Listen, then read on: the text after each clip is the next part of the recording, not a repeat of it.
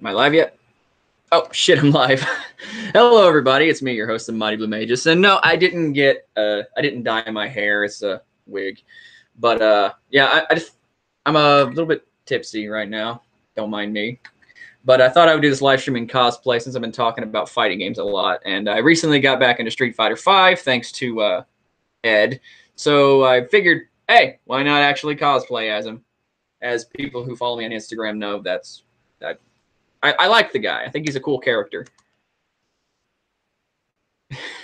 Something is not the same. Gee, I wonder what it could be.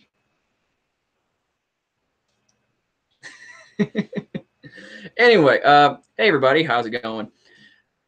No, it's not Fago. It's Smirnoff. Like Fago doesn't have any alcohol in it. I mean, you could mix alcohol with Fago. It'd probably taste all right, actually. But no, this is alcohol.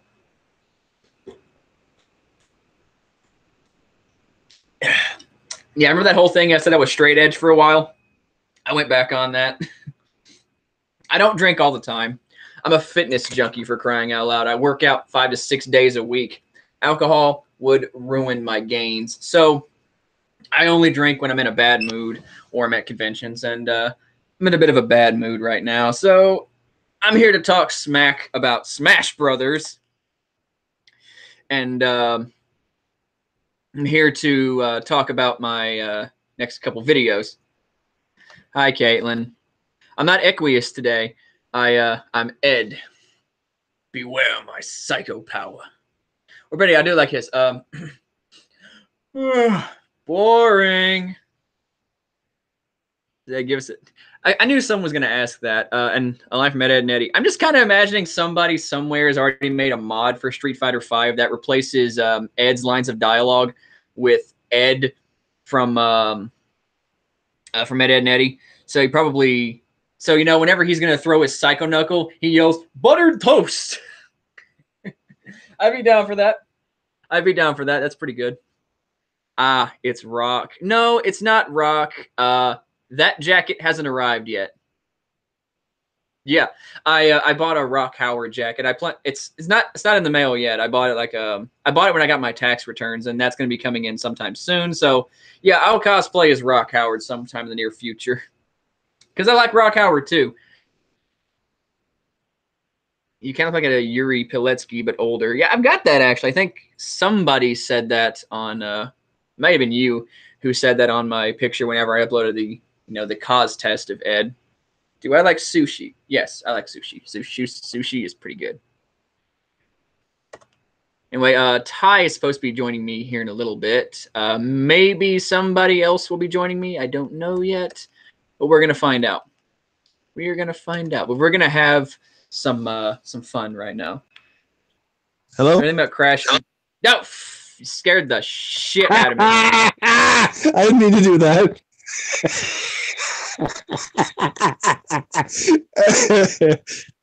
It just came out of nowhere, huh? Yes, you did. It was literally just, hello, black person in the room.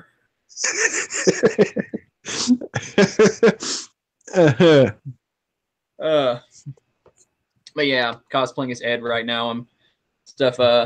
Honestly, I still hate Abigail. I hate Abigail. Abigail's. Yeah, have you seen Abigail's story in the game? What is this story? Okay, here's his character motivation. I'm not making this up. He loaned his car to his gang, you know, Roxy and all of them, and he forgot he did that. So that's it. So he goes downtown, picking fights with just about anybody he can find, trying to find his car. That's the motivation. It ain't something like with Hugo's motivation in 4, or Poison's motivation in Part 4 in Street Fighter 4. What was hers? Like get together a rock band or something?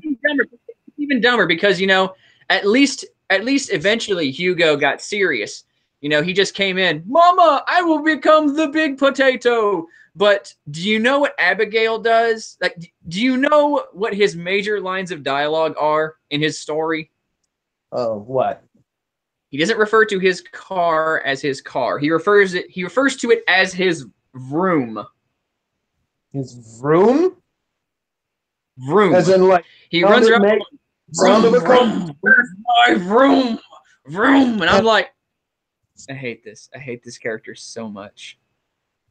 I still say that we should have had Hagar instead of Abigail. Yes. Why not Hagar? He's been long overdue for Street Fighter. Put him in the fucking game. No, we got Abigail. Because there were just so many Abigail waiting to see. He's a generic boss in the first to see that roided out brick bazooka who thinks he's a car. I hate Abigail. Some people are like, well, he's a very technical he's very technical to play with. Yeah, I'm not saying he's not challenging to play with or that he can't be fun to use at times, but he's a dumb character. You know, let's compare in contrast to the best character of Season 2. Yes, Akuma can suck a dick. Ed is the best character from Season 2. Like, think about it. He has a really, really interesting backstory. He's a failed clone of M. Bison who has M. Bison's psycho powers, who was rapidly aged through imperfect cloning. He was hidden away by Balrog, who secretly raised and trained him, kind of like his own son. And then both Balrog and Ed left Shadaloo to become independent mercenaries. And so basically, his story is almost identical to Terry, to Rock and Terry.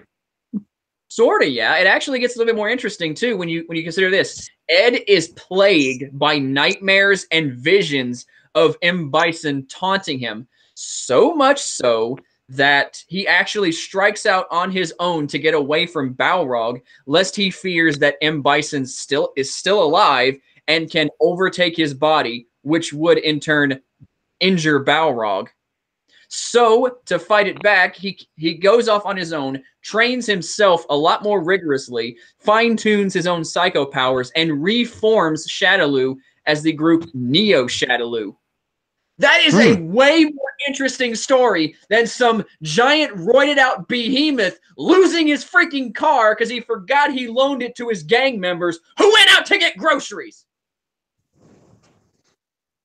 I'm convinced they have multiple writers in Street Fighter 5. They do.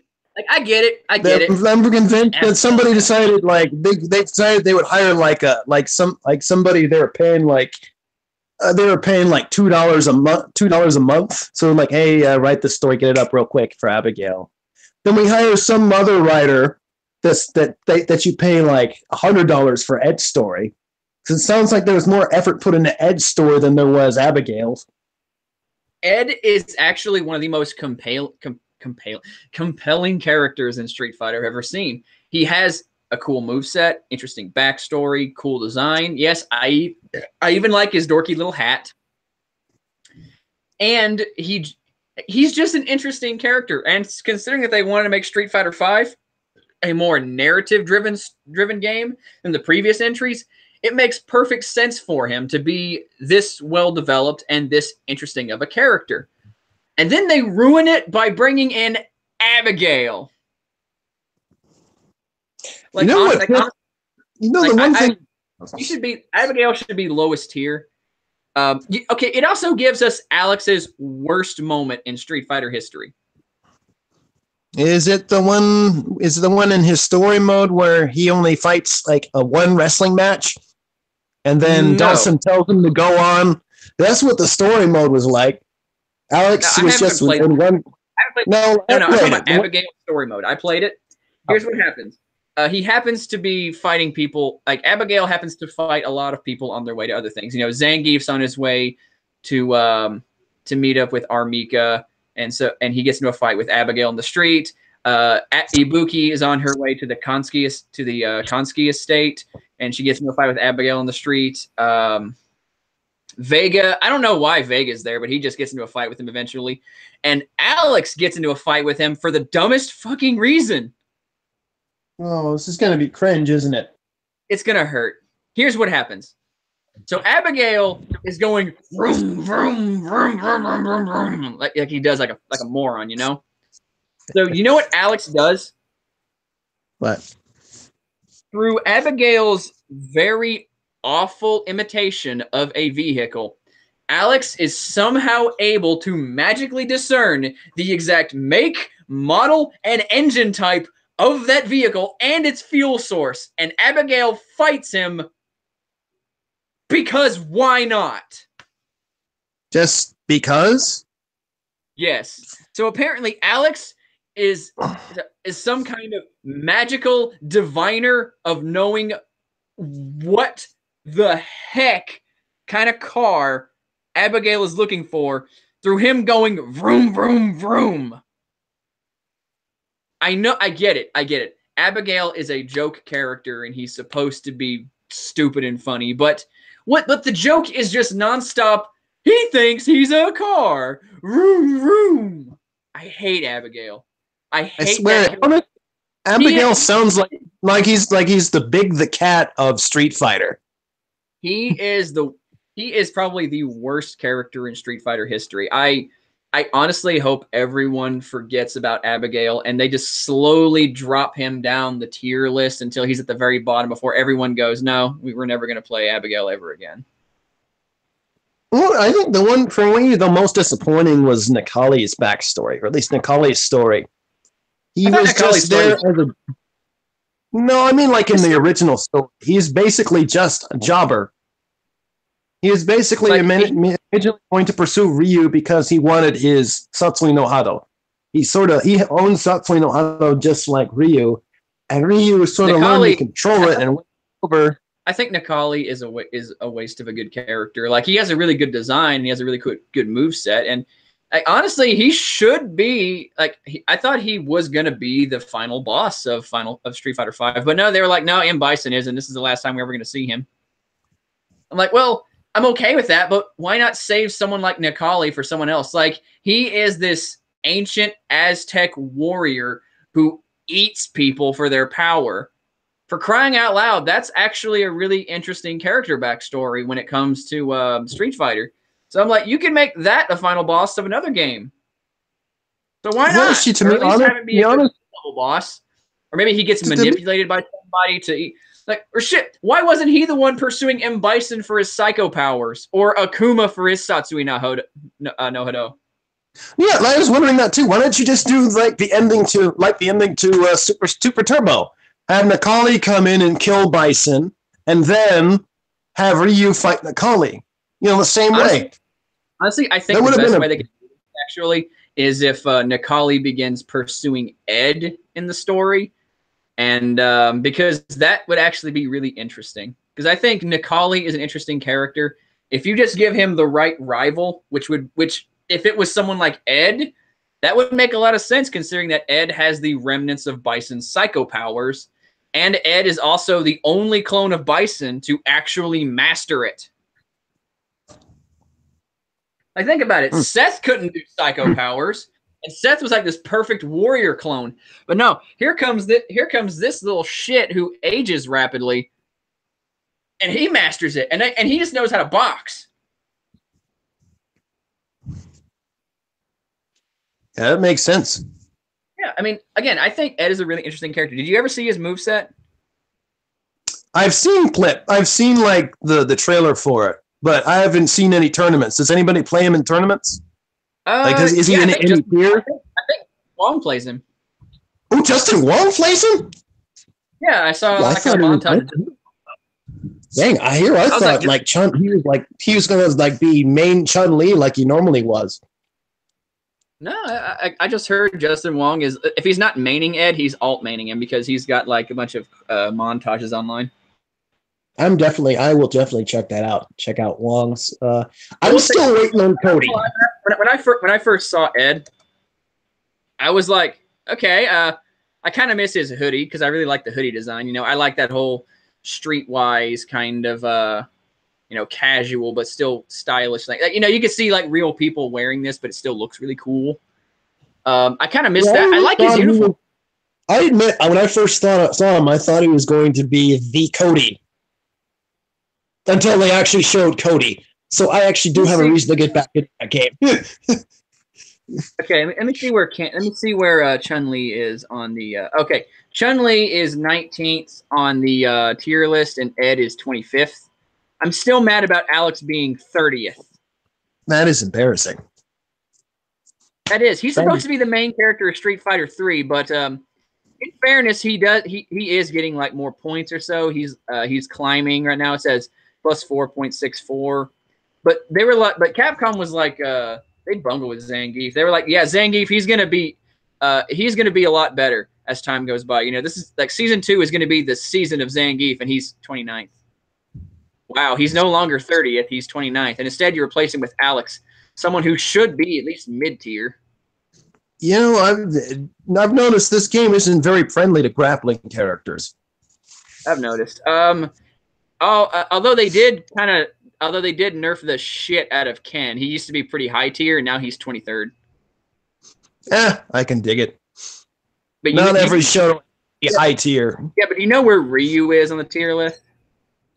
Let me guess. He's pretty low, isn't he? He's 28th. Ouch. He's 3rd lowest. Ouch.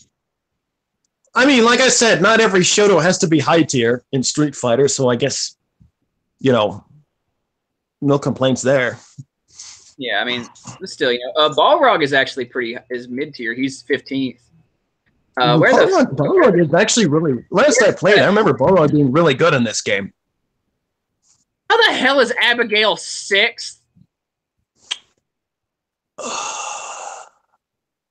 Okay, I'm just gonna fix that myself.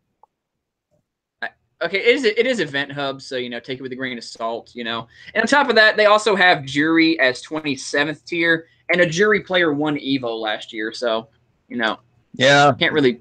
Yeah, so again, like, you know, grain of salt. I've seen some people actually rock ass with Alex, and to be fair, with Street Fighter 5, one thing I like about it is tier lists matter the very least in this game. Like, most anybody can get good with just about anybody and do fairly well in the tournament scene with them. I mean, didn't Snake Eyes dominate his local tournament scene with Zangief on the first couple months that Street Fighter 5 was out, and Zangief was lowest tier? I believe so, but I remember him dropping Zangief after a while. He didn't like how they handled grapplers in 5. Yeah, nobody has gone back to him. I'm not sure. Grapplers in 5 either. I mean, it pretty much made their own. It pretty much made grapplers, their own grapples, less effective than their fucking regular grabs. You know, it's more combo heavy. This is also one of the reasons I've always preferred Third Strike out of all the Street Fighter games, because you can get good with anybody thanks to the parry system. Like, the parry system can make or break a game, or break a moment or a time in the game. You could beat the game with Sean thanks to the parry system. If you know what you're doing, you can beat the game. And I've seen people win tournaments with Sean. No joke. Sean in 12. Like, people can say that the characters are trash, but I've seen people. I've had my ass kicked by him before, so I know. I should know. I mean, I know that people really, really like Sean, and he was really good in Street Fighter 3 second generation or something like that, or new generation? Second Impact, and new generation. Yeah, they were great. They nerfed him. Yeah, it was new generation, second Impact, and Third Strike. Yeah. I know that he was really good in second Impact. Like, I saw the montage, so I was like, dang, he was really good in second Impact. What happened? They nerfed the shit out of him. They nerfed him really bad, but I said before, you know, if you know what you're doing with set character, you can still win. This is why I've never really been a big fan of the tier list when it came, especially when it came to Third Strike. Yeah, I know all about bad matchups and stuff like that, but like, if thanks to the parry system, the parry system is kind of what. It seems that Guile is top tier, then followed by Rashid. Rashid, really? Okay. Then Akuma. I like Rashid, but still, I didn't expect him to be second tier. Then Akuma, Mbite. Okay, I'm just going to go through the tier list. Number 1's Guile. Number 2 is Rashid. Number 3 is Akuma. Number 4 is Bison. Number 5 is Cammy. Number 6 is Abigail. Number 7's Necalli. 8, Urian. 9, Manat. Surprising. 10, Laura. 11, Karine. 12, Blanca. 13, Dalsum. 14, Birdie. Surprisingly. 15 Balrog, 16 Colleen, 17 Nash, 18 Armika, 19 Chun-Li, 20 Ibuki, 21 Zeku, 22 Fang, or Fong, however you want to say it, 23 Ken, 24 Vega, 25 Ed, 26 Sakura, 27 Juri, 28 Ryu, 29 Zangief, and 30 Alex. Sucks that Ryu's all the way on the bottom. Yeah. I know. What a surprise. The guy who was trashing the game wants to get back into it. Yeah, I might get back into it because of Cody. I said that if they brought back Cody, then I'd consider getting back into the game, and they just announced it, so as long as they keep his original outfit. Like, they probably will, his classic outfit, the prison outfit. Oh, well, his classic outfit's the Final Fight outfit. That's his first appearance. Well, they'll probably have that, too. If they have that, it doesn't matter to me. If they have that, I'll be happy. Yeah. Anyway, I'm getting a lot of questions in this. We'll get back to Street Fighter here in a minute. Oh, no, here's a bit off topic. This is for the people in the audience right now. What's your thoughts on Marvel not making it to EVO this year?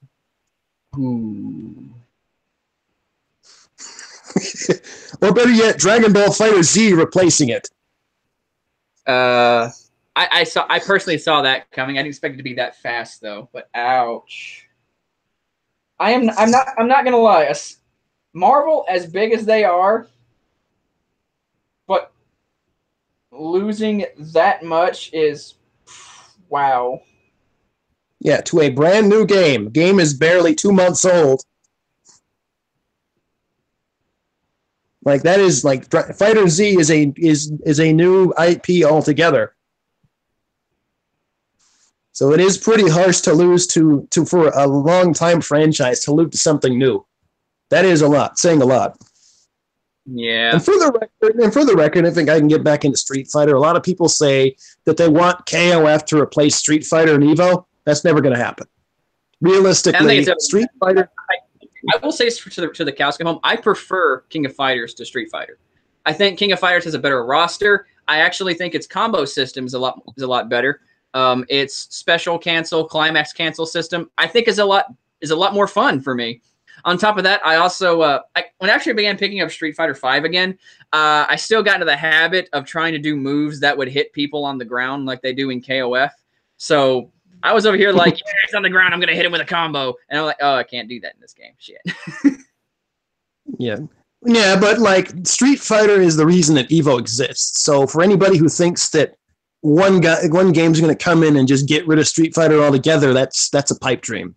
That is never gonna happen. Yeah, I mean, it's like I love King of Fighters. I'm actually really sad and pissed. I'll get to that in a little bit, actually. I'm kind of pissed that they don't have King of Fighters 14 at EVO this year because the King of Fighters turnout last year was like 400 or so, and I know that might not seem a lot compared to Street Fighter V's 2,000, but still like 400 for a game that had a series wherein there was a 5-year hiatus. That's pretty good. And on top of that, it had one of the best moments in EVO history last year with E.T. winning the whole thing with... Was it Daimon? Yeah, is that the Daimon moment? It was Daimon. It was a Daimon moment. It was the Don't Wake Daddy moment. Yeah. That was fucking hype. That was amazing. It's like, especially as Xiao Hai was like the perfect heel of the entire tournament. Everyone... People are interviewing him. Xiao Hai, who do you think is going to win EVO and King of Fighters this year? He goes, me. And he's just smugly just wasting the competition. And then he gets the ET. And the very last bit, he's waiting on ET. And ET just gets him with Daimon's climax attack and then just evens the odds and beats him.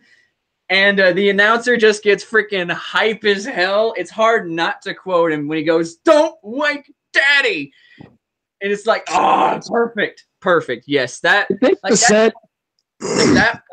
was an amazing EVO hype moment. And I was like, I wonder how hype this game's going to be next year when people see this moment and they're like, I got to get in on that King of Fighters action. And it's not an EVO this year.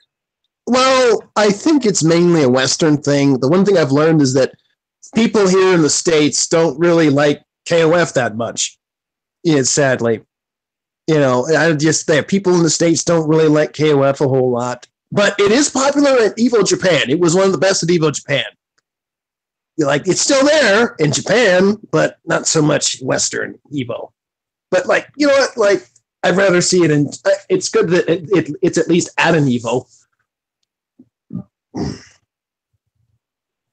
Yeah, but I mean, still think about it now. King of Fighters had an awesome year. They had King of Fighters 14. They had the first run of DLC, the update, King of Fighters Destiny, and the announcement of more DLC. I was like, why isn't it Evo? They just announced more DLC characters. I don't understand it. It's probably going to be at a side tournament at least. It won't be on the main stage, which sucks. At the very least, I'm going to see if I can find some streams for side tournaments where they're holding it. But the fact that it's not on the main stage, that does suck. And yet, I'll get to the moment now where you can rant. Melee is still there. Okay. Are you guys ready for the 20th century? Are you ready for? Get it, get them. Okay. I'm gonna say right now. I had a friend who I've known for a really long time unfriend me over this. Okay, so sit your butts down. I'm gonna go balls deep into why Melee needs to stop being at Evo every fucking year, and why Melee is goddamn garbage, cancer, ruining fighting games. Are you ready for this shit? Are you ready? Get fucking hype, okay? Get it. Here we go. Melee has been in the Evo circuit for 17 fucking years, all right? 17 fucking years. There are people who are just now becoming legally able to watch porn who were 1 year old when that game came out. And it's still being played at Evo at almost the exact same level that the more recent Smash games are. They don't even play Smash Brawl at Evo anymore. It's just Smash 4 and fucking Melee. And here's the problem with Super Smash Bros. Melee, all right? It is the Attitude Era of fighting games, all right? Any other Smash Bros. Games that comes out, everyone just kind of snobs and goes, it's not as good as Melee. I'll stick to Melee. These are the people who will snub and snob their own favorite video game series in favor of a game that is running out of functioning equipment to even run. GameCubes are are really old consoles. They are on their way out into malfunctioning. Controllers are no longer manufactured, so their equipment is just breaking. And on top of that, these games only run properly on CRT TVs. The newer TVs can't quite handle it because there's always that slight input delay. So it completely breaks the entire fucking game. So we have people lugging CRT TVs and really old GameCubes and broken controllers, I'll get to that in a second too, to create Smash Brothers tournaments. And they're lugging this piece of shit around for Evo 17 years after its inception because people refuse to let it go. But there was that project. What was it called again? Project M or something like that? They made a version of that both for Brawl and they made one for the new one, Smash 4. They made Project M because people were so unsatisfied with their own fucking video game series that they desperately wanted the newer characters in Smash Bros. But into play like Melee. The Melee fans cannot be satisfied. They just simply cannot. They are foaming and frothing at the mouth. They refuse to play any other fighting game. And it's been like this for almost 2 decades. And the worst part is these people are so cancerous that a lot of the really high level sort of tournaments, the people will refuse to actually play them unless they can bring their specially broken GameCube controllers. And when I say specially broken, I mean this. Because here's the thing. Smash Bros. Melee has a certain part of the code that can be exploited, and that if your controller is broken in a very specific way, it's like you backdashed twice, when in reality, you backdashed once. It's a very, very specific way that gets you out of trouble from just about any other character from a single input. Now then, imagine, if you will, any other fighting game tournament. I mean, just pick one. Street Fighter, King of Fighters, Melty Blood. I don't care. Pick one. Imagine if you brought your own controller to it that messed with the game's code to alter it in your favor. Would they allow that? No, they wouldn't, because in my camp and in their camp, that's called cheating. And there are people out there in the Melee fandom who won't even play the tournaments to support their 17-year-old piece of shit without those broken controllers. Are you kidding me? And people are still clamoring for this game to be played at the main stage of EVO at the expense of other, newer, more recent fighting games that are desperately in need of exposure and desperately in need of revitalizing their audience. Fuck Melee. I am sick of this game just overtaking EVO every single year.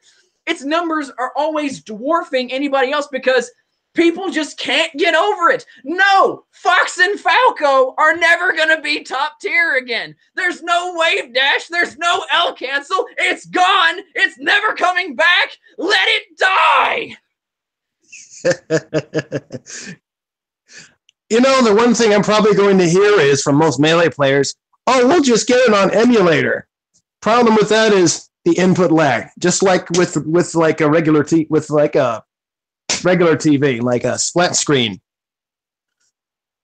Yeah, like apparently, if you actually wanted to play on like a flat screen, you need like $150 extra thing to add to it.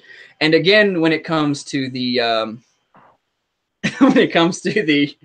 the GameCube modifications to it, they're like, they don't want to spend that extra money because they know for a fact that eventually their GameCube controllers are all just going to stop completely working in their entirety. And I saw somebody say something like, yeah, we're just going to emulate it. We're still going to do that. I'm like, well, congratulations. You're going to emulate a game to play it, but you're not going to have your broken piss baby controllers. I stole that term from Super Best Friends Play. Yeah, Paul made that comment. I know. Yeah. Paul, he calls it the piss baby controllers because they're broken in that specific way that exploit the game. You know, you're not going to have those controllers ever again. Like, you're going to have, like, you're going to have somebody out there who makes a GameCube controller USB specifically for, like, Smash Bros. Or something like that. But there's, like, a patch for Melee or something like that. I can't remember what it's called. But there's, like, a patch for it so that you can, so that it fixes that glitch anyway. So even if you had that, you could break your little USB piece of shit to work in the same way your broken piss baby controller would. They wouldn't be satisfied with it anyway. They'd be like, well, it's not the same as playing on the console with the CRTs. You know, that was the good old days.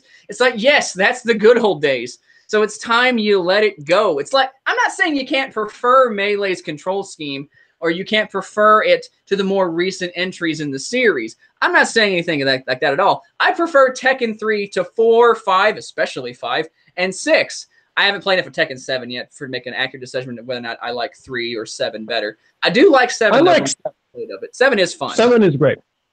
Yeah. But I prefer Tekken 3 because that's part of my childhood. It's nostalgic for me.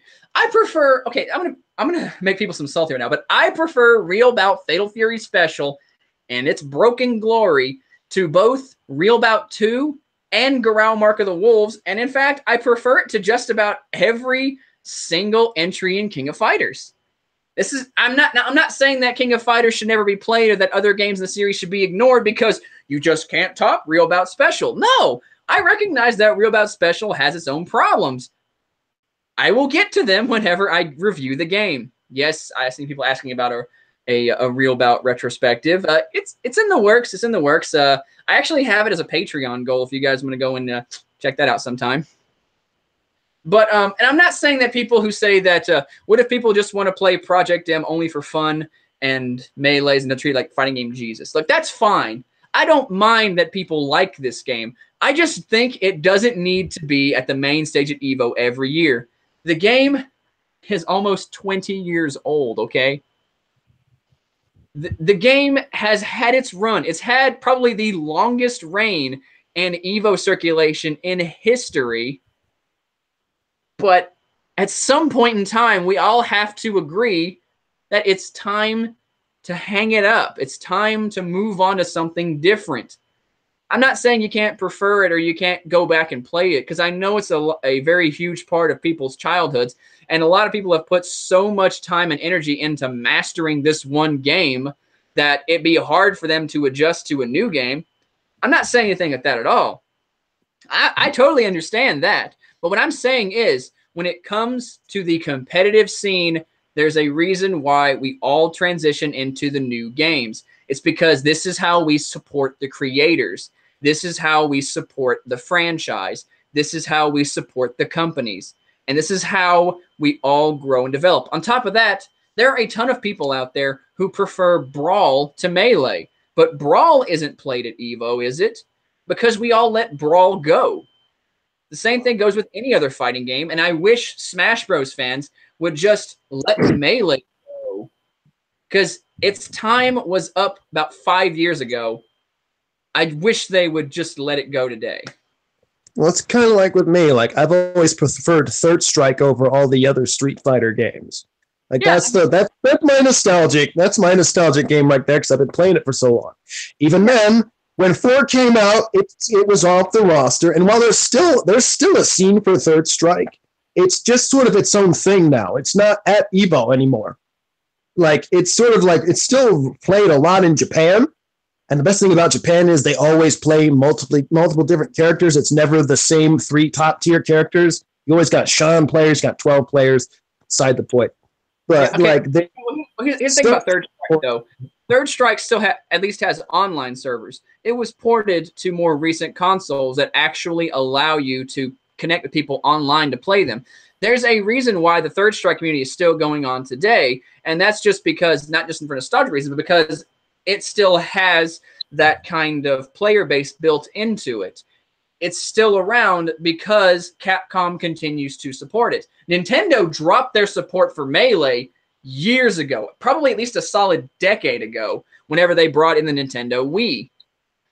They haven't, and the fact that they didn't bother porting Melee to the Wii, the Wii U, and there's no word on them ever porting it to the Switch, proves that Nintendo just wants to let Melee just go. It doesn't matter how popular it is, they have no interest in it. Well, here's the other thing. Remember, Sakurai said straight up he doesn't like the competitive scene for Melee anyways. He straight up said that. He said, like, yeah, we like that. He says, Melee, this is not the way you're supposed to play Melee.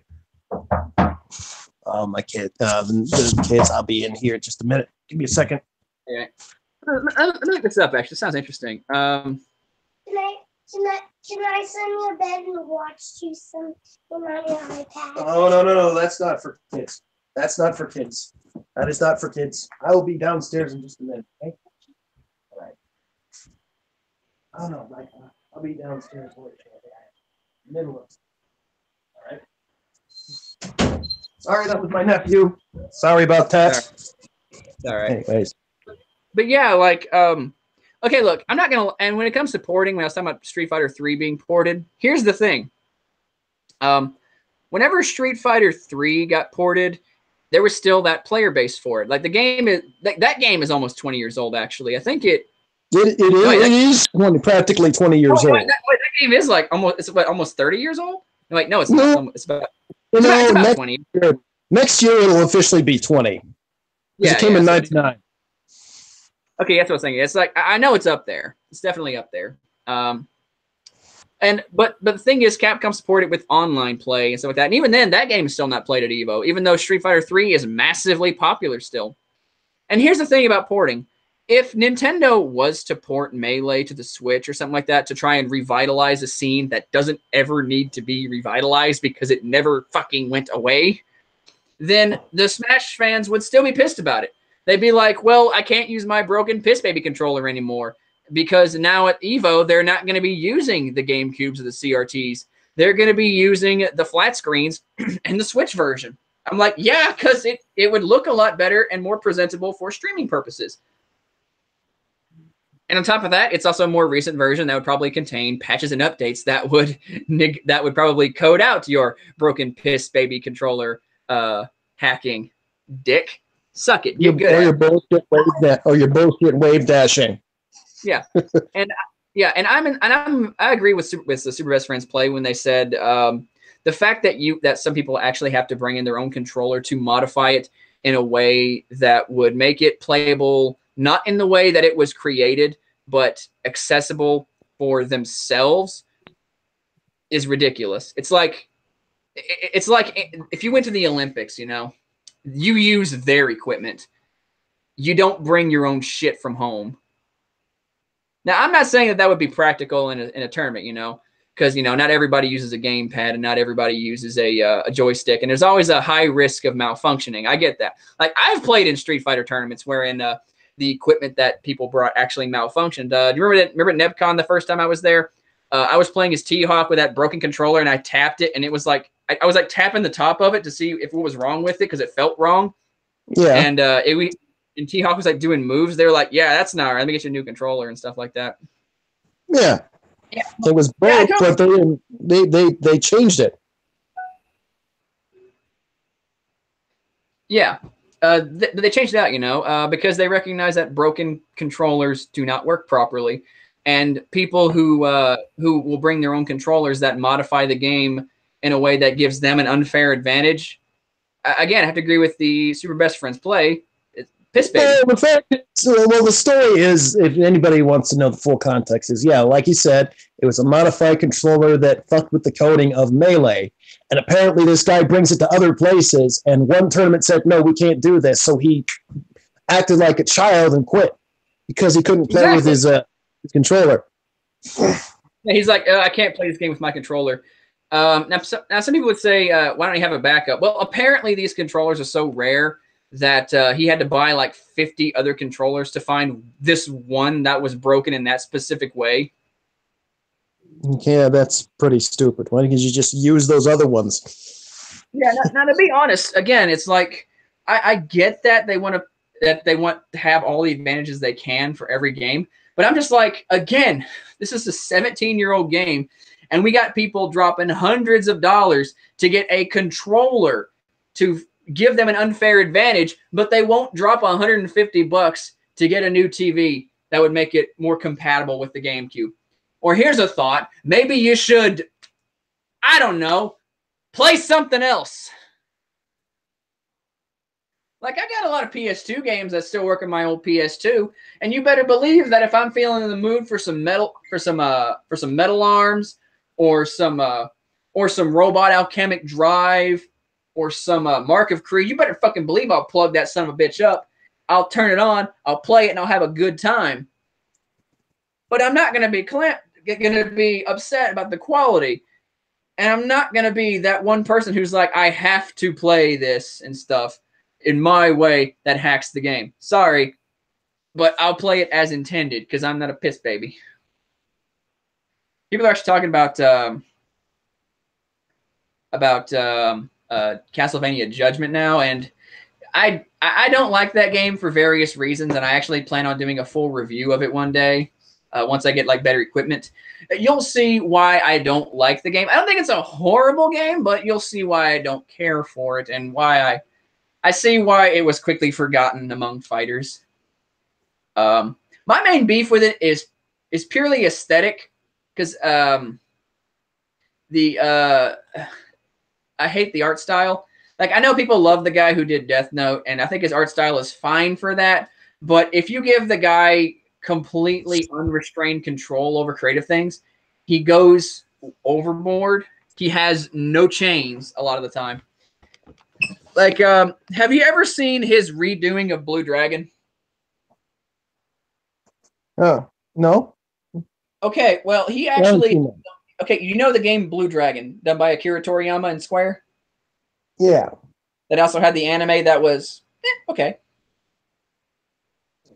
Yeah, I know what you're talking about. Okay, how it's fun and upbeat and stuff like that, how it's really enjoyable, and it's just, you know, it's fun. Okay, well, he got rid of that and instead made it like pseudo Berserk with influences of Shaman King.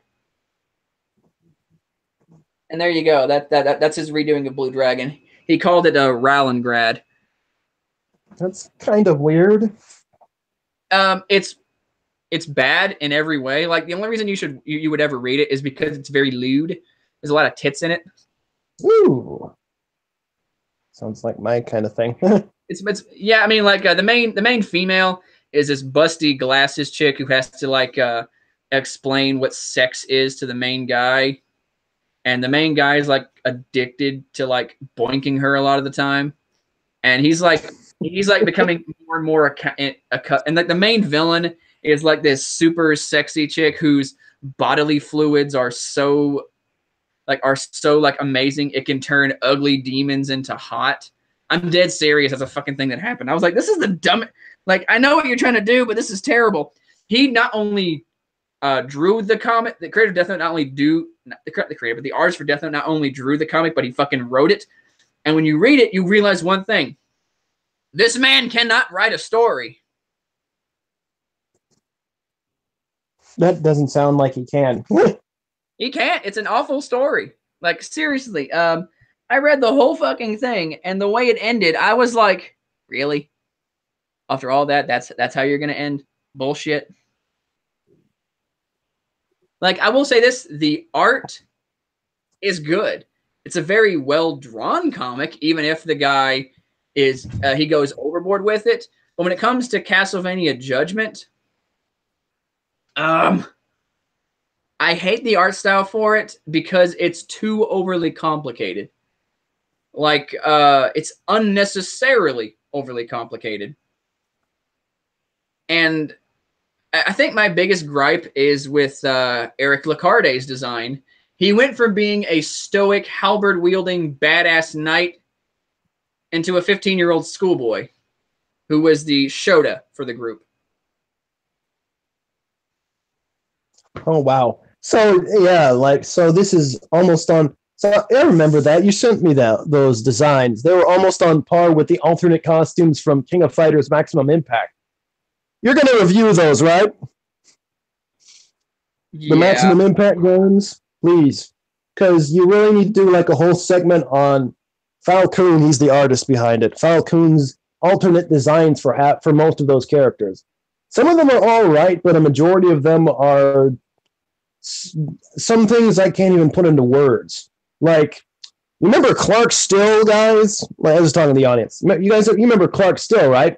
Well, in his alternate costume, he's black. I'm not joking. He's black. I saw that. I was like, oh God, Clark Still. What did they do? Why? Like someone's like a Vmon Link 64 is like they took characters at different points in their life when they took Eric when he was a snobby kid. Like, I get that, but and I know the story of it, but I'm just like, why would they do that? Why would they take Eric when he was a snobby kid and not his battle-hardened knight? Wouldn't they want him whenever he's at his strongest? Because he was at his way strongest when he was a knight, an actual knight. And I'm sorry, like I just think that Castlevania Judgment was cosplay bait, the fighting game. No, that's BlazBlue. No, dude. If you've seen all the designs for Judgment, you'd be like, yeah, cosplay bait. All this is cosplay bait. No. Let's call it super cosplay bait then, because in my opinion, cosplay bait get the fighting game is BlazBlue. I'm not a fan of those characters. I'm not a fan of those character designs outside of Azrael. Yeah, it's like, all the credit in the world to those people. They work really hard on their cosplays, and if they like their super duper elaborate designs, hey, more power to you. If that's what you like, that's what you like. If you want to cosplay as the weirdest characters from Castlevania Judgment, by all means, go nuts. It's your body, your time, your money. You can dress how you like, and I ain't gonna say shit to you. It's just I feel that whenever someone comes out with a character design wherein they're like, okay, we're gonna get so many cosplayers with this, and you can't tell me that they didn't think that with Castlevania Judgment with some of those designs. I just think it's a bit dickish at times, I guess, because it's like these are really elaborate and only like really, really, really good cosplayers are even gonna attempt it, and it's. I don't know. It's just I don't know. It just strikes me as a bit dickish to make them super duper elaborate. It's like because I'll give Monty the credit for the people are talking about Ruby in the comments, which I still haven't seen, but I'll give Monty a lot of credit. Whenever he designed his characters for Ruby, he always designed them with a lot of pockets for cosplayers so that they could carry stuff in them. I thought that was really nice because he was like, I know people are going to cosplay as these, so I'm actually going to give them pockets so it's more practical. And I like that. I like both practical and stylish designs. Hang on, someone sent me a link about Melee. I'm going to like this. Oh, boy. What's the link? Was it YouTube? Was it a video? No, it's something. It's an article. Oh, it's that. Yeah, I showed that earlier. It says it's from a website called thehardtimes.net. It says guy who only wants to play Melee complains into battle. Oh, yeah, I saw that image of the guy with the controller, with the GameCube controller. Yeah, with amazing. Melee on his stick. Yeah, I remember that. That was great. Honestly, if they made it, honestly, this new Smash coming up, if they made the Melee player a playable character, I'd play him. I would main him. I would totally main him. New Melee player. That'd be the name for him. I mean, I will always tell people whatever, you can like whatever game you like. Even if you're a filthy Melee player. I'm kidding. If you like Melee, if that's your stuff, then by all means, play it all you like. It's your time. It's just, when it comes to Melee, I just don't want it in the tournament scene anymore. And I think I'm not alone with that because have you guys ever encountered the Melee fandom online? Like, I don't know if you guys have ever actually met or spoken to them like I have. These people are cancerous, and they're actually becoming self-aware a lot of the time because if you read a lot of the comments to these Super Best Friends Play podcasts on Super Smash Bros. Melee and why Paul hates it, you'll see that they're like, yeah, nobody hates Melee players as much as other Melee players. So I think everyone's just kind of coming to the realization that Melee is a pain in the ass. And for the record, there's only one time when I ever defend Smash, and that's when other FGC players have to make the debate of whether or not it's a fighting game. I'll give you my answer. Who gives a shit? It doesn't matter. It seriously does not matter. I get tired of that debate every single time someone brings up Smash. Like, hey guys, Smash is a fighting game. It shouldn't be. No, shut up. I don't give a shit about whether or not it's a fighting game. It's a game. Okay? That's all it is. That's what all of you guys are playing. They're games. Sorry, that argument always gets on my nerves. Yeah, they are games. I mean, I don't even care if people like playing Shaq Fu because I've actually met a couple of Shaq Fu fans. Like, I didn't even. Apparently, there's even a small scene for Shaq Fu, if you can believe it. Really? Yeah. Like it's not very popular, but there are people out there who do play Shaq Fu and their own little like offset communities and their own little. They found a way to play the game outside of mashing the C button, huh? Well, it's a game they all play with going, yeah, it sucks, but it's kind of funny. Yeah. I'm pretty sure I have found fan art of Shaq Fu though. I have. If you go on for like Shaq Fu fan art, there's this really cool fan art of all the characters, like all the characters put together, and it looks really cool. So yeah, Shaq Fu does have a scene. I'm amazed. It's again, it's not again. I reviewed the crap. I reviewed and shat all over Shaq Fu.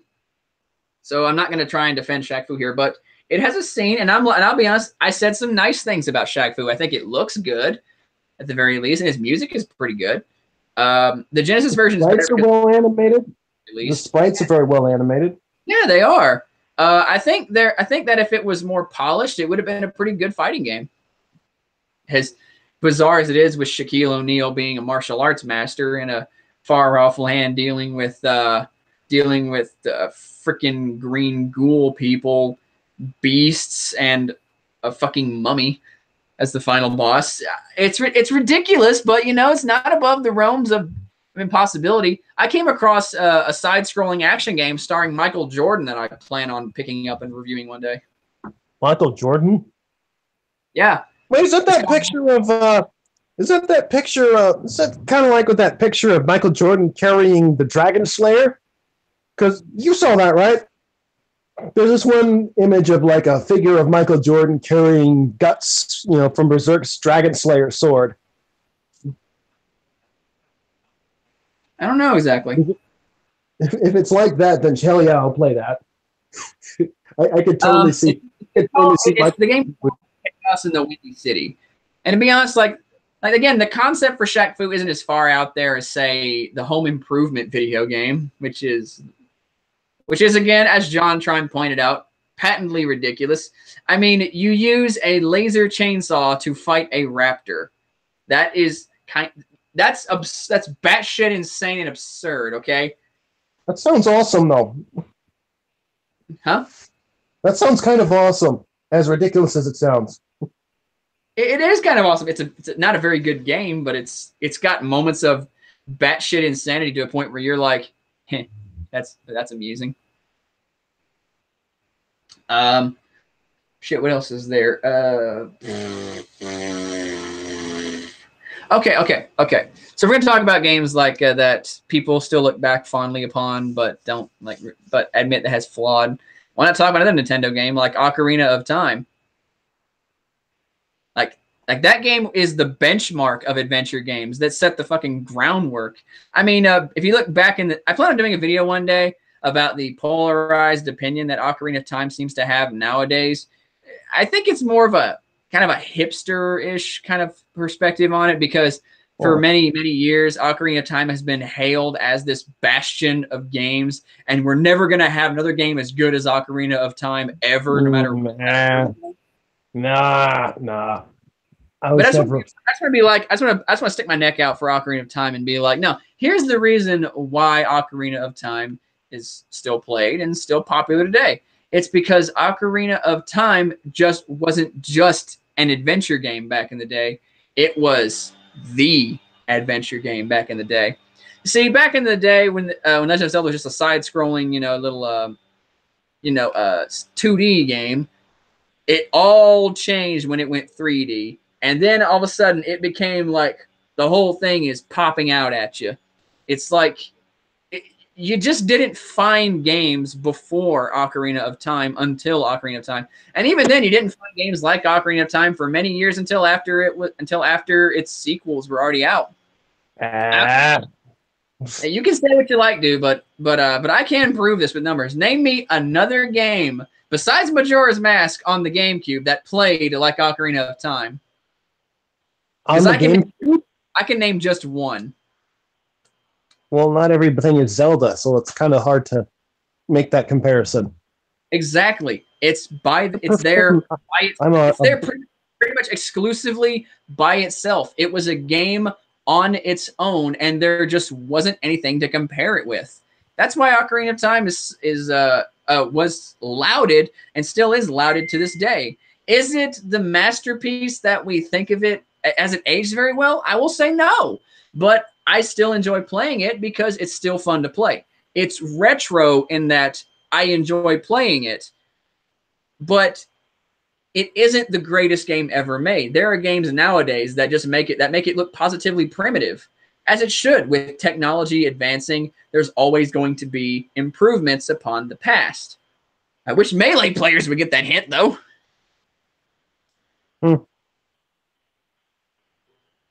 I just was never a big fan of Ocarina of Time as a kid.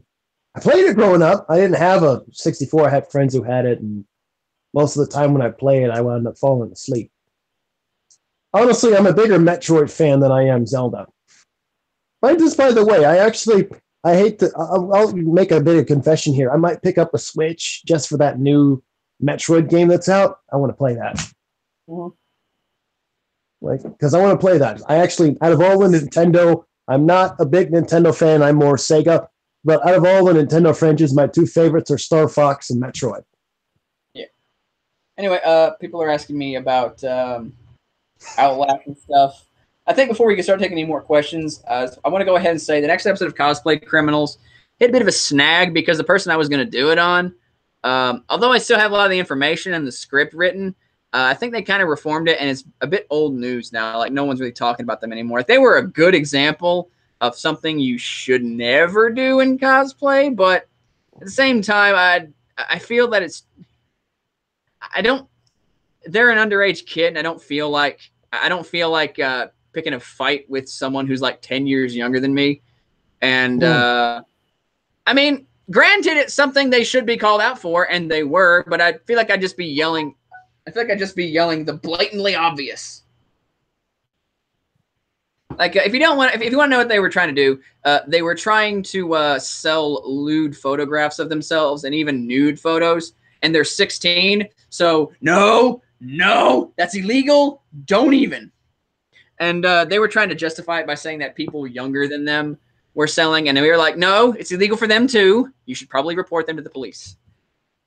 Because they could not just get themselves in trouble, they could get their fans in trouble as well if they bought these or even followed them online.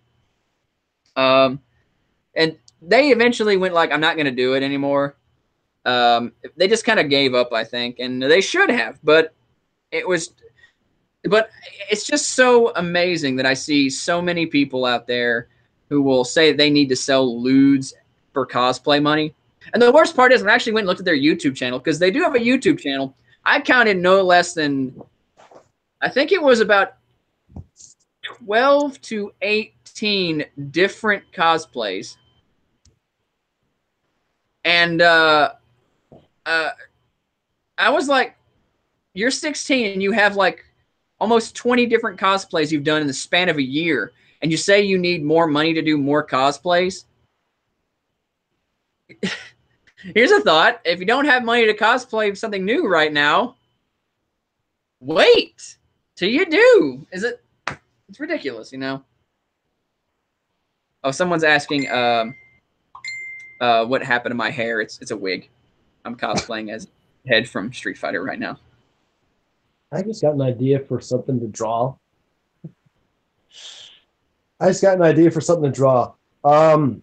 Ed from Ed, and Eddie dressed like Ed from Street Fighter.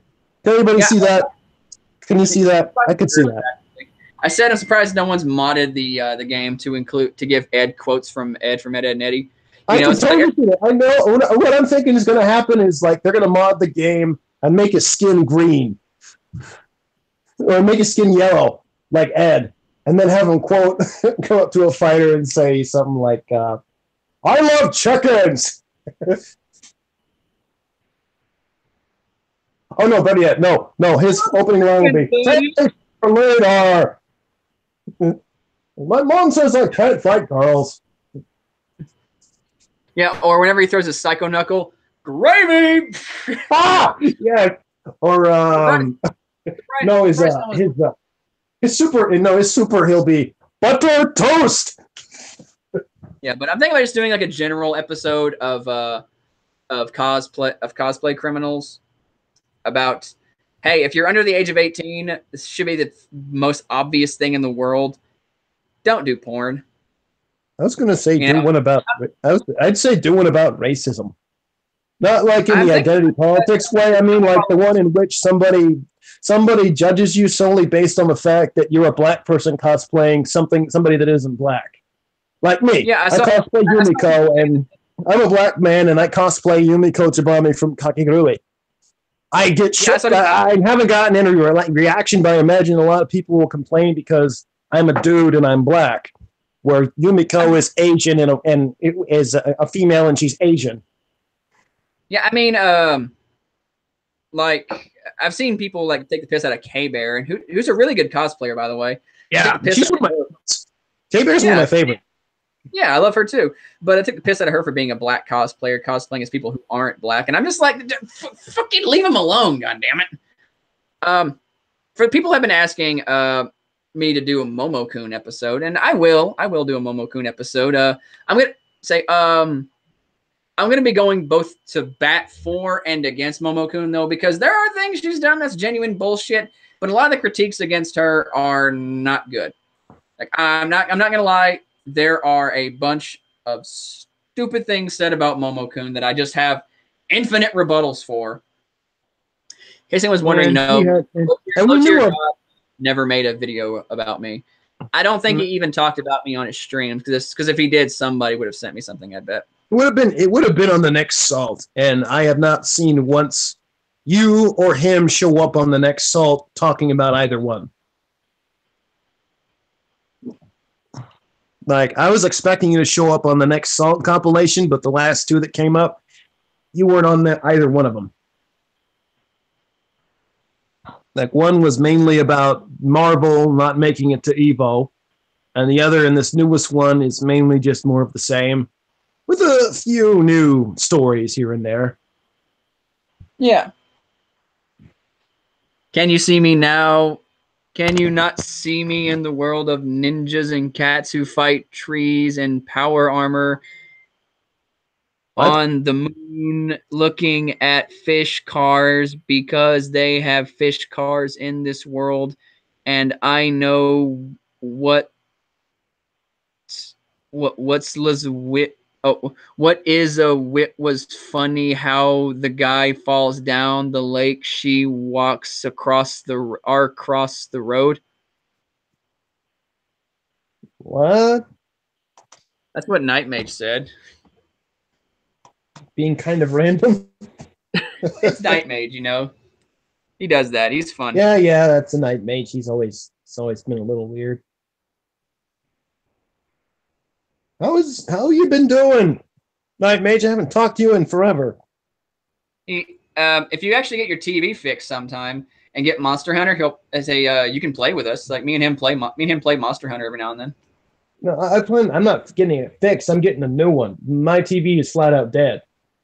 Okay, well when you get a new TV or something like that, you know, you, me, Darian, and Nightmage will all play some Monster Hunter because dude, Monster Hunter is freaking fun. I've never played Monster Hunter outside of the PSP games, like from years ago. Well, Monster Hunter World. I'm gonna say this: Capcom kind of redeemed themselves. That's one reason why I wanted to give Street Fighter V another chance, because I was like, Monster Hunter is really good. I think I'll give Street Fighter V a good chance because they brought in Ryu and Sakura to be able to be playable in Monster Hunter World. I will probably try it again, but you won't see me going to bat for Capcom anytime soon. I think they're on their apology tour right now because they realize they damaged their brands. No, hold on. This is the exact same thing they did 10 years ago when Marvel 3 came out for the first time. Yeah, when Marvel 3 came out, they were already in hot water at that point. So now they decide they want to make up for it by making a different version to make everything a little better because they were going bankrupt at the time. This is what they're doing now. I'm still going to play those games, but I still don't trust Capcom as far as companies go. Like, this is about as far as I'm going to go with them until they finally drop 5 and move to 6, which won't be for another I give it 5-6 years. If they move to Street Fighter 6 and they do everything the right way, like not just making half a game and make you buy everything else, then I'll consider trusting them again. I won't go to bat for them though. Yeah, like Capcom is doing again on their apology tour because Season 3 looks pretty promising for Street Fighter, and Monster Hunter World is great. It's a really addictive game. Air 5 Season 3. Let me see what Season 3 is looking like. I know they have Sakura and Blanca. Let me see the characters they have. I really hope they redo the tier list too, so that the tiers, so that they, because I'm not gonna lie, I want Blanca nerfed as soon as possible. I hate Blanca players. They give me PTSD from Street Fighter 4. Fucking Blanca. One thing I don't like is the design they decided to go with. They made him more hairy. I don't like that look. That looks weird. Although I kind of like the plush toy look. I might go with plush toy. I love the plush toy. Yeah, plush toy one is good, but like the newer one where he's got more hair on his arms, that looks weird. Well, at least they got his old one. like the old one, and he wears a lighter shade of green. Yeah, it looks more like like he does from Super Turbo. Yeah. Let me see what the season 5. Okay. Okay, the characters for season 5 are Sakura, Blanca, Falk, Cody, some guy named G, and Sagat.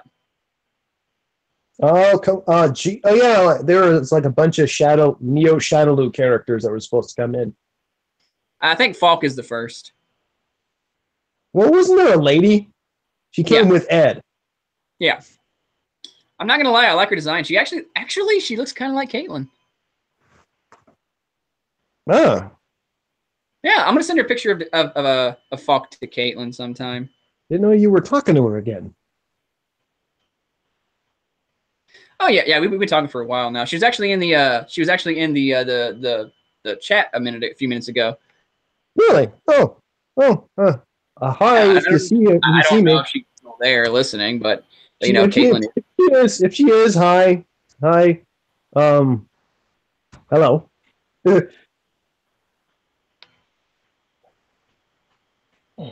Yeah. Let's see here. I do wonder how Falk is going to play, but I don't know. She does look like Caitlyn to me. Like, again, I'll send her. Like, she's the next character to come out anyway. Then after that, it's Cody, then G, and then it's Sagat. Hey, that's good to hear. It's good to hear that Cody's coming. Like, I cannot. Yeah. I really hope that give him the respect he deserves. Have you seen his design? With it, where he's got his hair slicked back and he's wearing a suit. Yeah, he doesn't look like the freaking prison nihilistic inmate. He looks like a businessman now. That's an interesting change. I think that's probably them trying to say that Streetwise isn't canon anymore. Good. Thank God. I hated Streetwise. Yeah, I think everybody hates Streetwise. Future review on Final Fight Streetwise coming one day. Trust me. It's going to get it. It's so bad. Like, there's some things I like about it, I admit. Like, I kind of sort of like the opening cutscene, despite the fact that it doesn't do a very good job of very good job of introducing us to the Final Fight world. And I also like the soundtrack, how you were able to change the music, because I got a whole bunch of songs in there that I like. But other than that, like, the gameplay is absolute shit. There's a bunch of moves. Like, if you actually look, there's a demo version, there's a prototype version of the game, a beta build of Final Fight Streetwise on here. Not only did they take out all the swearing, because there's a whole bunch more swearing before this, but there's a whole bunch of moves that they nerfed from the game, that they nerfed from the new game, that you do not see.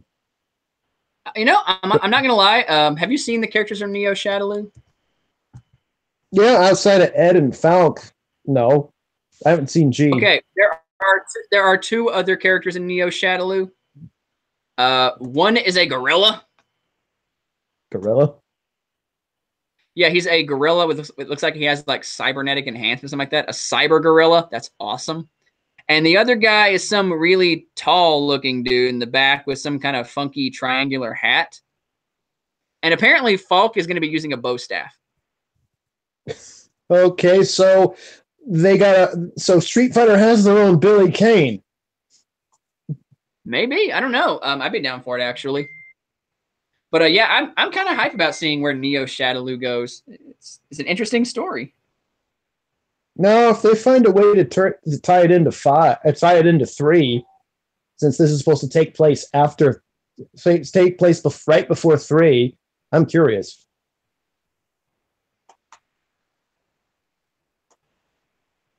I'm kind of curious as to how they tie it into Street Fighter 3. I'm curious as well. I know Gil is in it. Like Gil is he is in the Street Fighter 5. He's at the very tail end of the original story, of the main story. Yeah, and Gil is also like shit. How do I? He's the Illuminati. He's Illuminati. I know that. I mean, like he also has like some kind of connection with one of the newer characters in Street Fighter. Who is it now? He like that. Oh, Liza. Yeah, her. Yeah. Yeah. It has a tie with her because if you actually look in his third strike opening, she's actually in that opening. Like when you in the first boss fight, when you go over there and you see all of his minions there, she shows up right behind him. She's like right there, right behind him, and he gives her like some book right before he fights. So yeah, it's like that's what I did.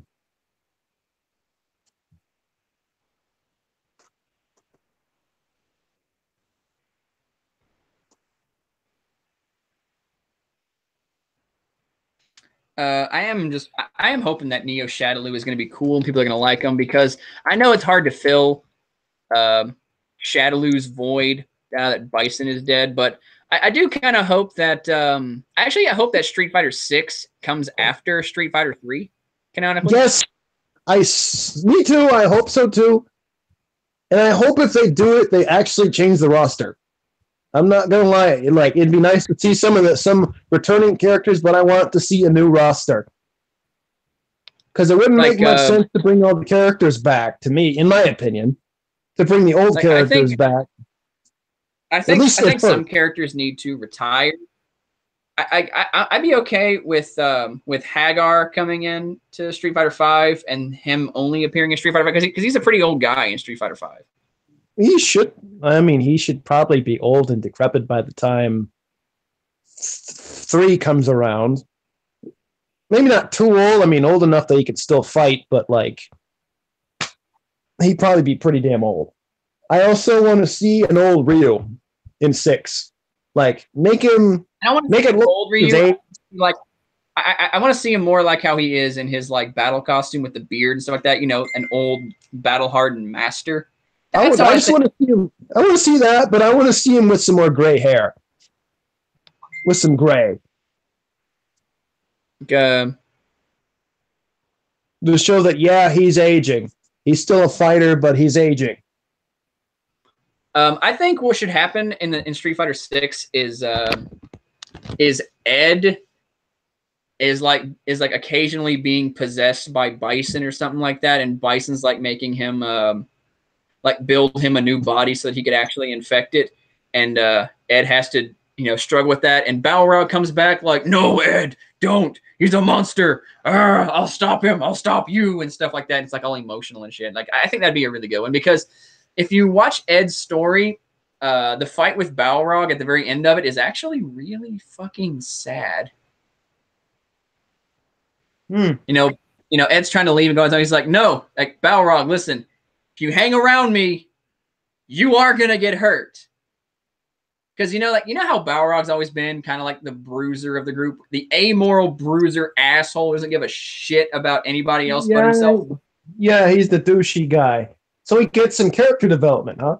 Yeah, he got some character development. Like, he actually cares about Ed. That is actually kind of interesting to see. Yeah, seriously, like if you play Street Fighter V story mode, play Ed's story, you'll see it, or just look it up on YouTube. It's actually kind of heart-wrenching whenever you see Balrog just kind of sitting on, just kind of like, laying on the ground, not really, or kind of like kneeling on the ground, looking defeated. He just goes, go. Like, he knows he can't stop Ed, but he wants him to stay. I thought it was really, and like you can just tell that he was just really, he got really close to Ed, and I just thought I thought it was nice to see Balrog in a different light other than being a giant asshole.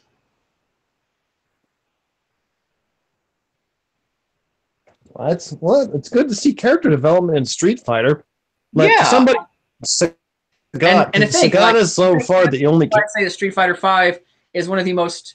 Has one of the best stories in Street Fighter history. That's the reason why I hate Abigail so much. He doesn't fit. Like the only other character I know of that gets character development is Sagat.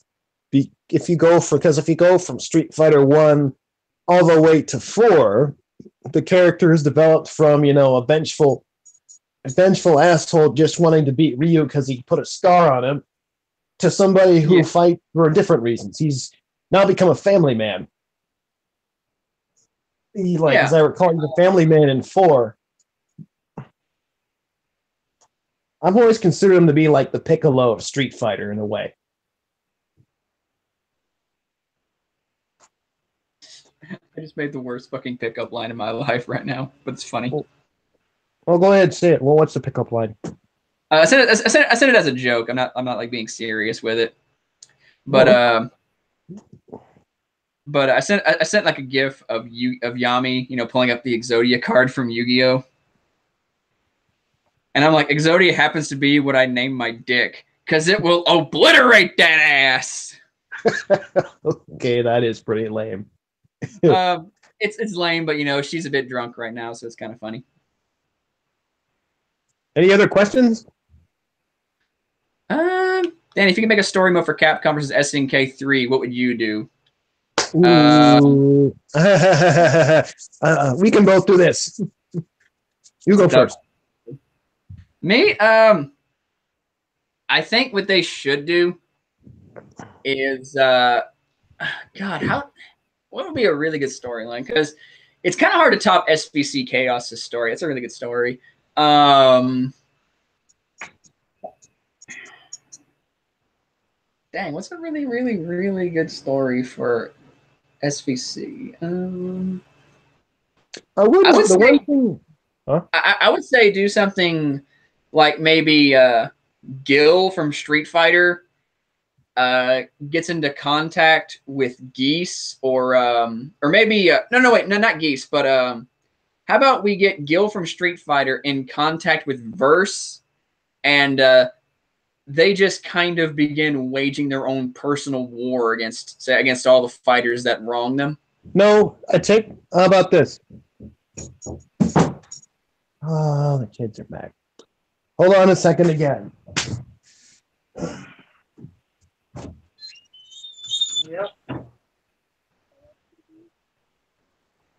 I am in the middle of right now doing something or live on YouTube right now. I'll be down there in a minute. Kids want me to play with them, but I'll be down there shortly. Anyways, my idea is what I would have them do is I would have either Gil or Bison, or hell, even like what's another villain? Either Gil or Bison, or even maybe Fang. One of those villains try to gain the power of the Orochi, or find some way to grab it, or find a way to combine both Gil and the Orochi together. And not only that, as far as the universe goes, I would put them all in the same universe. I would put Southtown, for example, in the same world as Metro City. Like, I'd say Metro City is like a small chunk of New York, while Southtown is somewhere in Florida. And like, I'd say, like, for instance, I would also do something like I would put the Sakasaki gym, the Sakasaki dojo, somewhere in either like in different areas. I'd put one area in Japan. I'd probably put like the one area of the Kyokugen karate thing in Japan, and one somewhere in America, somewhere in Brazil. And I also have sort of a side story of it as there being sort of a war between Kyokugen Ryu and Saikyo, you know, Dan and Ryo. So I would like to do a lot of character relations in a way. Like, I myself would prefer to do that over alternate universe stories. Like, I like an alternate universe story, but I think it'd be more interesting if we just put everybody in the same universe. But that's me. That'd be interesting. Because, like, I think the Orochi story is by far the darkest of the King of Fighters stories. It gets pretty, like the Orochi saga is pretty bleak when you compare it to Nests and the Ash saga. Yeah. Hang on, someone asked me a question. Danny, I'm trying to work on this series. Should I make the character based on you end up with the main female or the cross-dressing dude? Well, I don't really cross-dress, so I say go with the first one. So if you want to make it more accurate to me, then make me the love interest, I guess, because I'm a bit of a flirt. I even went on a date. Yeah, the other day. Oh, yesterday. It was yesterday. Yeah. And I don't go on dates very often, but hey.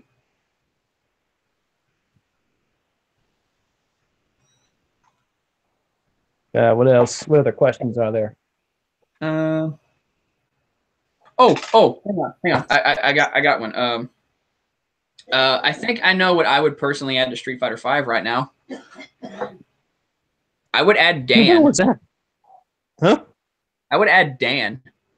Well, I don't see why he shouldn't. Why he isn't in the game at all.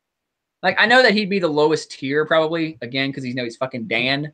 But I mean, honestly, I would really, really like it if Dan gets introduced in the story, not as a narrator or a the guy who just makes like synopsis for everybody. But instead, he gets introduced as something that would make sense for both his character and someone else's character.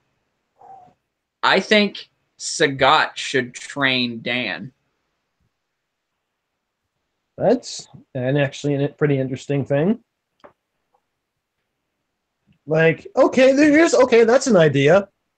Considering how the story between Adon and Sagat went, because back then, Sagat trained Adon, and in 4, Adon became the cocky bastard while Sagat kind of mellowed out.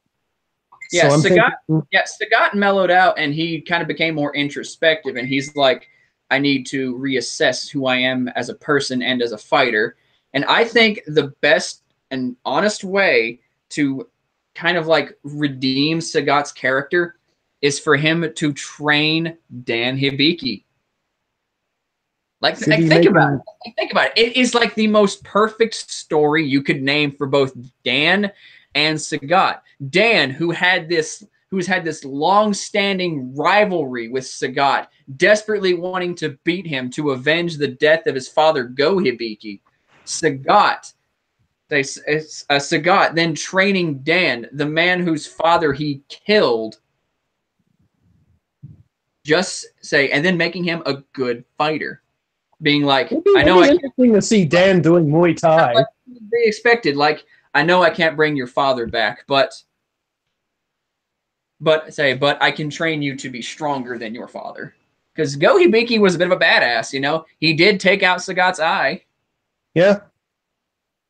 And Nightmage's asking, who is Dan Hibiki?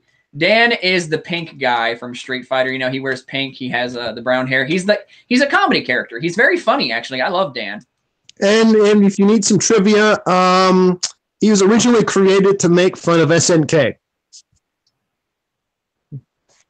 Is because when they made Art of Fighting, the characters were very similar, so they decided they would make Dan Hibiki as a way to mock SNK, but it wound up becoming a very popular character as a result.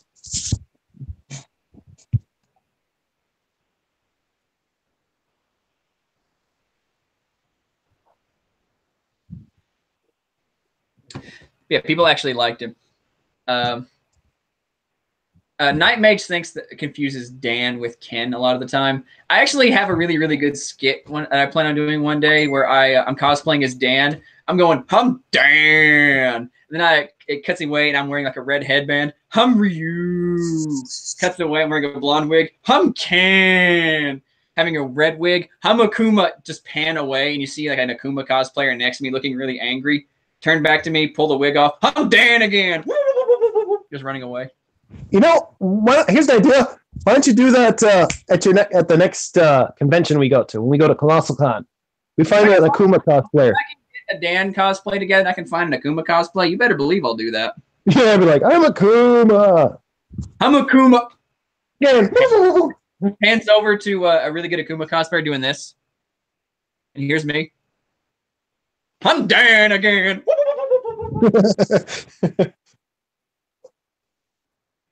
That would be funny, because I mean I freaking love Dan, because I think out of all the characters, I know he's a comedy character, but what's funny is Dan is also probably has one of the best stories in Street Fighter. And honestly, I actually have a headcanon about Dan that people are probably not going to agree with. I think Dan is naturally gifted as a martial artist. Like, think about it. He was only brief. He may say he's incompetent or something like that, but I think when it comes to fights, Dan should be naturally gifted because he wasn't taught the Hadoken or the Shoryuken. He figured out how to project energy through his own will as for the Godoken. It's not very good because he's very improperly trained, but the fact that he can still do it is impressive. He also has elements of the Satsui no Hado in the comics. He can do the Raging Demon. Dead serious. Yeah, no, there is a version of it. There's that one move where he grabs you and there's a big explosion. That's kind of his. That's pretty much his Raging Demon. It's not like Akuma does it, but like that's a version of it. Mine has always been Cody, mainly because Cody is the most straightforward character of everybody in Street Fighter. Like he doesn't have a fancy martial arts style. He's just a Street Fighter. Like he knows some martial arts, he knows how to kick and all that shit, but he's just mainly just a Street Fighter, a guy that literally fights on the street. And he's straightforward about it. And canon-wise, he's actually one of the strongest characters in Street Fighter. Yeah. Wait, who is? Cody. Oh yeah. Like Cody's he just lived that hard nut life, Yeah. That's what I liked about him. Plus, I also like that they're giving him development in 5, he basically cleans his life up. Oh, I actually have a theory behind that new outfit. I believe he's the new mayor. My theory, he's the new mayor in this story. Like, since Hagar, Hagar stepped down and so stepped down after a while and Cody decided to take over.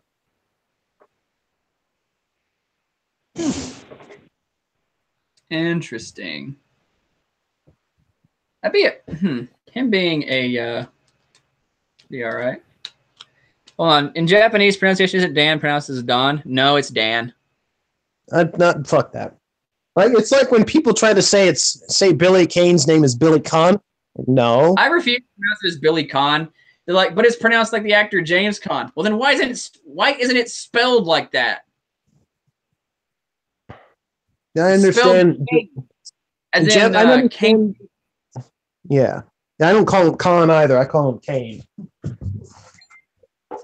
Plus on top of that, it makes more sense considering that he has like a bow staff. We know it's kind of like a walking cane. It's like a pun. Yeah. Like, and I know how Kareen should be Karen, but it's Kareen. I guess it's because she's more hoity-toity. I mean, she is Japanese. Her name is Karin Kansky, so I guess it makes sense. But Dan, isn't he like half American? I think so. I know his like mom or dad or something like that is like Chinese or something like that. But I know he's like half American or something. That's his name. In Japan, Ryu is pronounced Ru. Ryu. Yeah, Ru. Have they ever given him a last name? Hoshi. Ryu Oshi? Ryu Hoshi. That's his last name. Really? Yeah, you didn't know that? No, I didn't know. I didn't even know he had a last name 90% of the time. No, it's Ryu Hoshi. Let's see, Ryu Hoshi. I'll be damned, it is that. Huh. Okay, I didn't know that.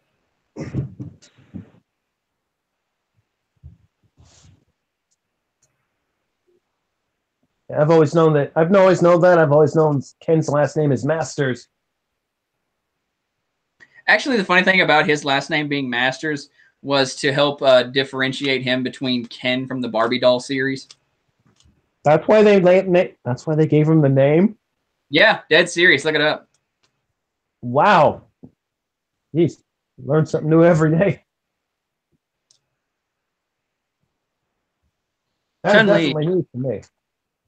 Like Chun-Li though, she's always been Chun-Li. I wonder if Chun-Li's ever gonna have like a student. I'd be okay with seeing Chun-Li train somebody. She's like, actually, I think about Chun-Li is the one character in Street Fighter who has never had any character development. Yeah, she's always been a cop. She's a cop and she fights good and she's hot. And she got the thighs that you want to crush your head. That's the way you want to die, and that's the way you want to die. But she doesn't really have any development. Ever. Honestly, I was always thinking maybe as far as development goes, maybe we go the opposite way with her. Maybe her life gets bleaker. That'd be interesting, actually. But I mean, just think about it. You know, Ryu is still on his way trying to master the Satsui Hado and gradually getting better at it as time goes by. He eventually fights Oro and gets trained by him a bit. Ken starts his own family. Balrog actually becomes a decent person when it comes to interacting with Ed, who becomes the new leader of Shadaloo. Guile is finally able to put his his grief with Charlie's death at rest. Charlie, he finally dies for good. God, there's just so many other characters who get less screen time than Chun-Li, and Chun-Li doesn't get any development. Oh, well, then, yeah, that's true. I always figured I would go the opposite way. I'd figure maybe losing all of her partners or something. I don't know why, but I think it'd be more interesting if things happen, if life got worse for Chun-Li as opposed to everybody else. Yeah. It'd be okay. I mean, it'd be interesting, you know? I mean, Like, she's like the one character. She's like perfect, basically, compared to everybody else. I wouldn't say Mary Sue, but right now life is going pretty well for her. As far as the most development we get out of her is she wants vengeance on Bison for killing her father. But that's now Bison's dead. Yeah. I mean, I know he's probably not really dead. He's haunting Ed now, but yeah. Still. But that's why I say. That's why I say. But who Ed is. Well, I think the only bit of development you get is she tries to help some kid in Third Strike. But it didn't say anything about her training her. This is why I figured instead of her having a good life, let's give Chun-Li a worse life. Like life gets worse and worse for her. That's me though. Like at least do something with Vega with her. I mean, you know, her and Vega are kind of connected at the hip. Every time something happens with Vega, something's got to happen with Chun-Li. Yeah, true. Like, I mean, if you ever watch the Street Fighter 2 animated movie, it's like Vega and Chun-Li are doing something. They get into a fight, and then in Street Fighter 2 V, you know, Vega's got the hots for Chun-Li, and he like drugs her or something like that. I don't know. Well, actually, by the way, the fight between Ken and Vega is actually pretty badass. That fight's brutal, dude. Yeah, that fight is great. There's that one time that M. Bison tries to sexually assault Chun-Li. That was weird. Yeah. I think because it wasn't really clear what. There was some pretty weird shit in 2V in general. Remember that mind control thing they did? It was like, it was mind control. It was a special mind control that was able to control the opponent. It was able to control your emotions, or something like that. And I put like a brief pause on it. I haven't been able to watch it again yet. Because I remember, what had happened was they made one of the people they were testing on ram his head into a wall, like to the point where he split open his skull. They don't actually show it, but that's what he does. By the way, I also found that there's a Street Fighter chapter book, like a novel. I just found that out recently. I didn't even know about that. I found it at Barnes & Noble the other day. I didn't get the chance to pick it up. I might do it sometime in the future. I am actually curious to see what they do with it. Yeah. Well, it's getting pretty late. You know, I've been streaming for about an hour and a half now, surprisingly. I think I'm going to go ahead and call it a night. Should we take some more? Should we take any more questions wait. first? I forgot to mention about Magus reviews. Yeah, the next review is going to be Art of Fighting. I was going to do some recording for that tonight. Art of Fighting? Not Art of Fighting, but I'm sorry, someone commented Art of Fighting. I just got that in my brain for a second. I'm doing Streets of Rage, my bad. Oh, nice. Are you doing a retrospective or? I'm gonna do the whole. I'm gonna do the retrospective of the whole series. Oh, like just one by one, or are you gonna do all of it in one video? I'm gonna do 1, then I'm gonna do it like I did Art of Fighting and Fatal Fury. You know, 1, then 2, then 3, and then I'm gonna do Fighting Force. Dan, you need to go. You need to review Streets of Rage remake. That is a very important part of the Streets of Rage series. The Streets of Rage remake? Yeah. I don't think I've seen that one yet. It's a fan game, but it is one of my favorites. It's very good. I advise you play. There's 2 versions of it. I don't know if you can find. There's version 4 that I own, and then there's version 5. I don't know if you can get version 4 anymore, but definitely get version 5. I see version 5. It's got a like a 1.5 out of 5-star rating. What? You're kidding. No, don't buy that. The game is great. If you actually look at the reviews the reviews are great. Oh, hang on. People just gave it negative votes so they could just ask, how the fuck do you install it? Oh, yeah. See, there you go. I can give you a copy. I have a copy of it. I know, I've had a download for it. You know, it's a fan game, so you know you can just download free. Yeah, it's a free game, so it's all good. You know, ironically, this is the thing. When 5 came out, this was the last time that Sega ever did one of those cease and desist things. Because remember, that's when they started the whole cease and desist. Then they turn around and they say, hey. Then they turn around like the following year, and that's how Taxman wound up making like those alternate versions of Sonic CD and Sonic 2 that you can play on your iPhone. And that's how Sonic Mania got made. Something like that, yeah. Sega said, hey, that's pretty good. Want to work for us? Yeah. Anyway. Next thing you know, like Mania. Yeah. I'm going to go ahead and call it a night. Alrighty. All right. I'll see you guys later. See you later.